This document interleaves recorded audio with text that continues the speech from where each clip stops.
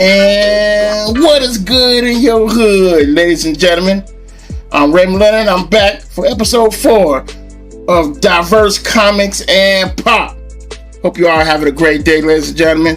Okay, today is Friday, so I've been kind of real busy. I've been drawing, working on my books, doing a lot of other editing of other videos I got coming out on here on YouTube, finishing up some commission work.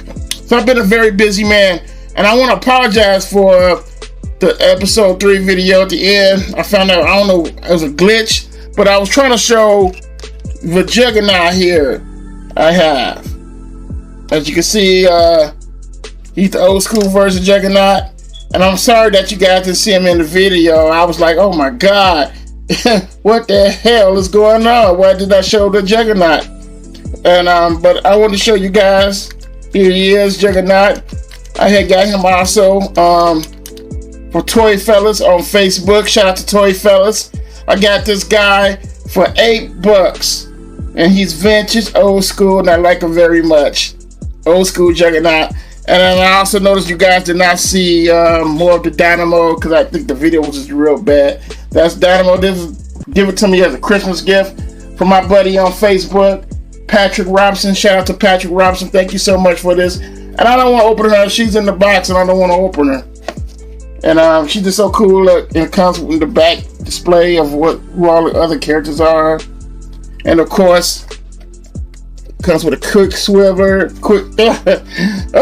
Quicksilver edition card. So I'm sorry. That's why I just wanted to make up for that video, guys, and I'm sorry for that glitch. So I wanted to answer a question that was sent to my email about comics, about making a comic book, and why is it so expensive. So I want to let you, this is what I want you guys, this is for aspiring comic book artists who want to know how to make their comic book without going broke. Because let me tell you something, guys, it is very expensive to make a comic book. When I say it's very expensive, it is very expensive. And that's why I say it's best to have a part-time job to help you make your book. Now, if you're a writer, yes, you're going to need to find an artist, but work it within your budget. And this what I mean by that is work what you can afford.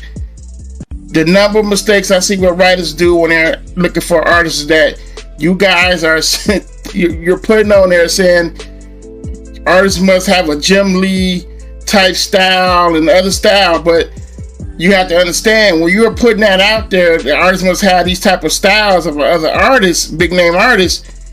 You're gonna have to pay for that service. There's no paying that type of artist with that style. Trying to pay them $20 is not gonna work. It's not gonna work when you're trying to do that. And it's best for you just to find an artist that you can afford, that's affordable, that will work with you.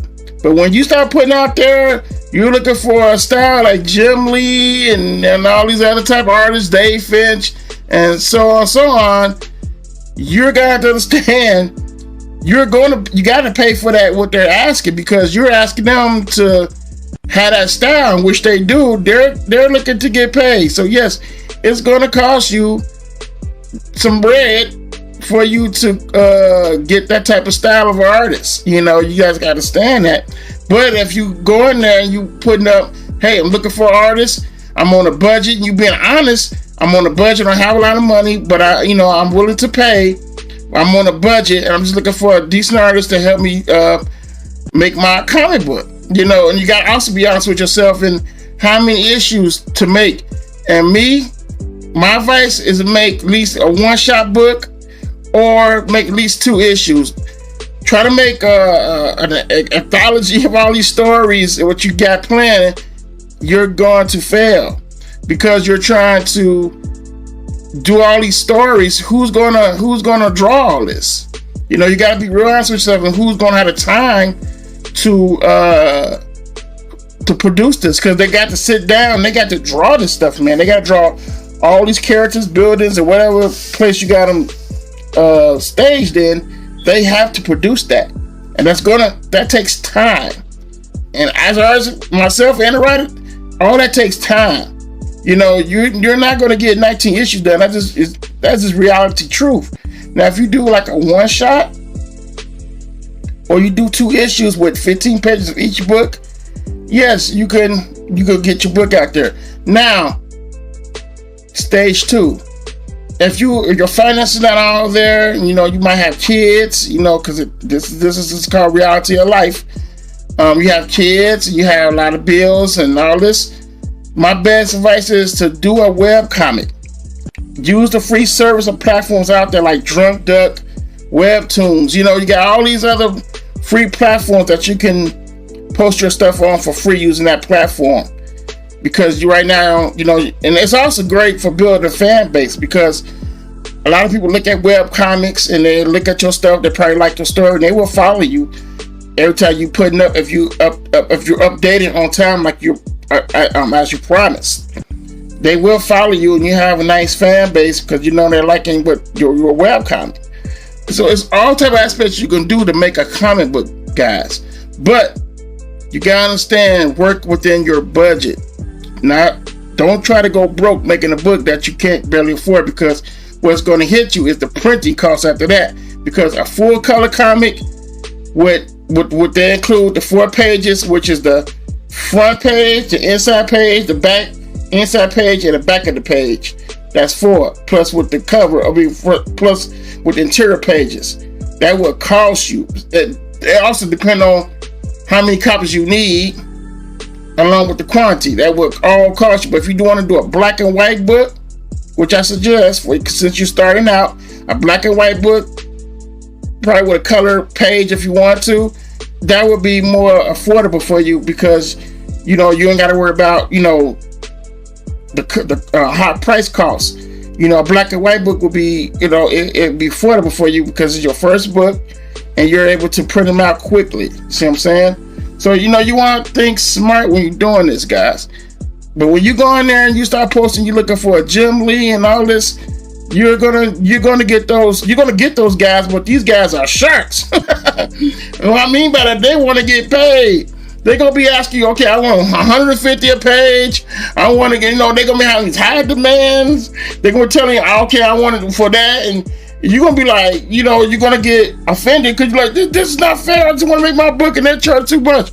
That's because you're asking for these type of artists instead of just being honest with yourself and saying, look, I'm looking for artists, a decent artist. I can pay this much. I'm just an indie guy, just trying to get a book out there, and they will work with you. You got some artists that will work with you. I'm like, okay, I'll draw for 20 a page. You guys work stuff out. Also, this is what I learned. Is also get things done in writing. Get a little contract made up of this, so you don't have to worry about nobody telling you that you owe them something.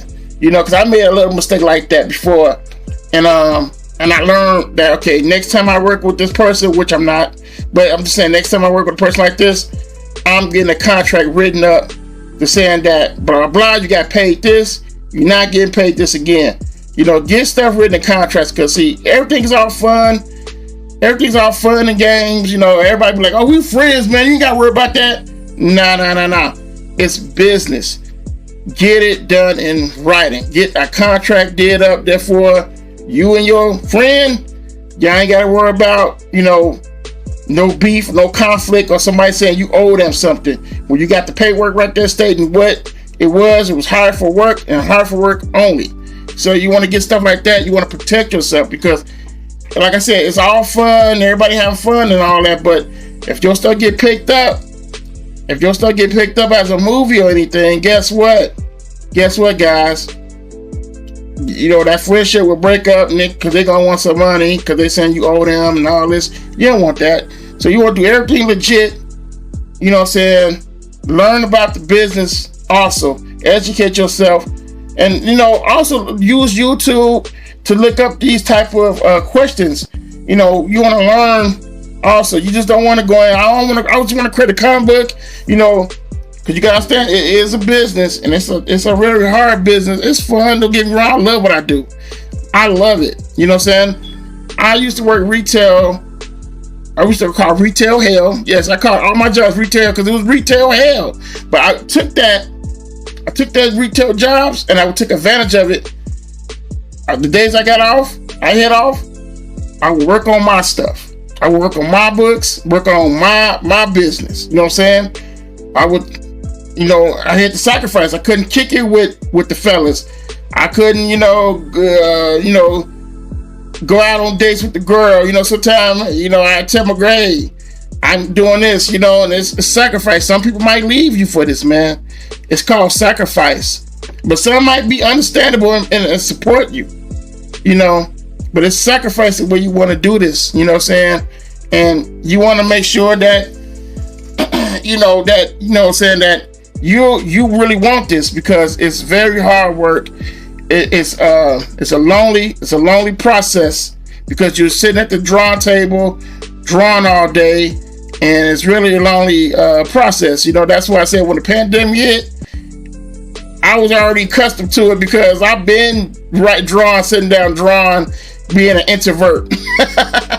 So it wasn't like I was missing anything, no way, because I've been doing it before the pandemic. So I'm like an introvert, man. I've been writing and drawing these comics and stuff. But you want to be honest with yourself and know what you want, know what you can afford. Because I said these books are very expensive to make. Making a comic book is very expensive, marketing and all that. But with the power of the internet, with these phones and stuff, that's easy to do, because you can post your stuff up and people will see it all across the world. That's what I love about the internet now, that you can post something up and someone from China, from Britain to Australia, you name it, they see it and they will like it and they will contact you like, hey, I love this. I want to know, how can I get it? That's how it is with Agent Soul and all my books. My books are everywhere now, all because of the power of the internet, and the crowdfunding campaigns. But you coming in doing this, you gotta be very honest with yourself. You gotta understand that this is very hard work, and that you gotta understand that it's gonna take some time for this stuff to kick off, and it's gotta be some good quality stuff, because a lot of people say, oh. Some people will tell you, oh, it's not about competition, it's about just have fun. That is somewhat true, but if you're at them conventions and this guy next to you got some good shit going on, guess what? He rocking. Guess what you had? You sitting here looking like this. That's not gonna work. When you're at these conventions, you have to have some good product. Your product gotta be good, man. I'm talking, it's gotta be good, and you have to learn how to talk to people, because not only are you making a comic book, you gotta learn how to pitch it to people to buy it, because they're gonna come to you and ask you, so what's your comic book about? And you just sit up there and blank stare and like, it's about superheroes. They're like, I know it's about superheroes, but what is it about? You gotta pitch them the story. You gotta be quick with it, because at a convention, the pace is very fast. People want to go. They on a time. They want to go meet their favorite celebrity. They want to go eat some pizza. They be on the go. Some only there for one day. You got some that's there for all 3 days. So you really gotta sell them the story. You really gotta make it interesting for them to want to buy it. You gotta look them dead in the eye, like, yo, man, this is what it is. Blah blah. Smile and be friendly. Because when I go to these conventions and when I do these conventions, I know some of these guys just be sitting like this. Do you want to come to me looking like that? No, that's unapproachable. No, people be scared to approach you. Like, man, he looking pissed off. I don't want to come to that guy. He looking pissed off. You don't want that. You want to be approachable. You want to smile. It's okay to smile. Smile. You're at a convention. Enjoy it. Enjoy the people. Enjoy that. This is the time where you're not an introvert because you're around everyone who loves what you love. But they might love different aspects of comics. You got some people that love Christian comics. You got some people that love exotic comics. You got some people that love superhero comics. You got some people that love sci-fi. You got some that love Western. It goes on and on. But don't you have something good, somebody's going to buy it because they like what you're doing. They like the quality of it. And they like that you're a very nice person to approach. It's all about how you approach things in life. So I wanted to just say that to that question right there, because like I said, I know everybody want to make a comic book, and I know that everybody loves, they want to be a part of that segment, but they need to know that, you need to know the business of it, because it's very important to know that business, man, because without it, you will be a sitting duck, and people will take advantage of you. You won't get paid anything for your service because nobody never told you anything. So it's best to learn and educate yourself, and feel free to ask questions to these artists that you friends with on Facebook. Don't hit them up in a DM, being rude, and I want you to be asking, like, I want to know, is it okay if I ask you a question about how to draw this or that, or just ask a question, anything. Someone be feeling like, oh well, or someone be very busy so they can't really talk. But when you're at these conventions, go to them how-to panels that will help you. These how-to panels are there to help you. So get information. Also bring a notepad with you, or use your phone for a notepad. Write down. Due to all these high-tech phones, I know some of these phones got a pen, a digital pen, and all that. Write down the notes. And just educate yourself. And trust me, when you educate yourself, you're gonna feel so much better, because you know everything to expect or what you need to do. Just don't go broke trying to the wrong way, because that's where you would go. That's where you be messed up at. You go on the wrong way with it. But if you go in smart and know what you're doing, you can't go wrong, ladies and gentlemen. You can't go wrong. And just have fun when you edit, though. Have fun when you creating these books. Try not to beat yourself up. Try not to look at this guy and say his work better than mine. Don't worry about that next guy. Just focus on what you're doing and make the best quality book you can that will stand out with the rest of them. That's what you want to do. Don't beat yourself up looking at this guy, but just know that he's your competition. At these conventions, he's your competition. So everybody say, I'm your friend. But when it comes to conventions, man, it's game face. It's game time. You know what I'm saying? It's game time. It's time to put on your game and sell your books. Because this guy's not gonna help you sell the next door neighbor not gonna help you sell your books. It's on you to sell your books, not nobody else's responsibility. See what I'm saying? You wanna make sure your books are good, man. So it's all about building a relationship with that artist or writer, building a relationship with your followers who follow your book, who support you on Instagram, who like your work, who fan. Don't just think your family members it's up to them. It's not really up to them. It's up. They can support you if you want, but your work speaks for itself when you put it out there. Your work speaks for itself, not what you be saying. The work.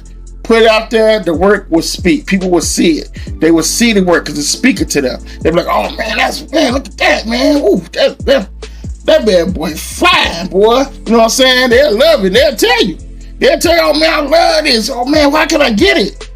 You'll feel good about that. You know what I'm saying? Be creative, people, but don't go broke trying to make these books that you have imagination for. You know you don't have the money for it. You don't have the money for it. But if you got a little something, that's what I'm saying. When you have these jobs, this is what you do. Because this is what I did when I was working Toys R Us. I was taking $20 out of my checks. Checks was crappy, man. I love Toys R Us because I always wanted to work there as a kid. I worked Toys R Us for 5 years. And checks was crappy, man. And first the checks was nice because the manager that I had, he would give me all the hours. He'd give me hours because I knew my stuff. He had me in the boys department, which I love so much, and he knew that I knew all about the superheroes and stuff. So he had me in that boys department for a reason. Like, oh, like you gonna be the team lead, the boys department. Now, and I was so happy to get that position, and I loved every day. I was loving it because I come in, I make sure which action figures was going over here. I was the shot caller, man. But man, when that man left, man, oh Lord, it was the end of the day. It was the end. It was over. I started getting all these crappy paychecks, man. It was disastrous.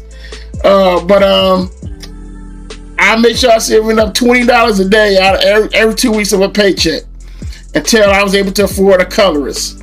And I found her using what was the name of that site where you could look, digital webbing. Yeah, digital webbing.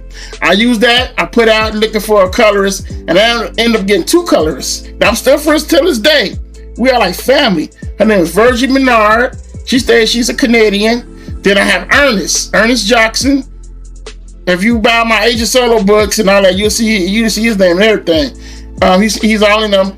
I met Ernest, and he stays in the Philippines. And we're like family, man. I mean, I know them. I know their wives, the kids, all that, because we're like family. Like, we build a strong relationship.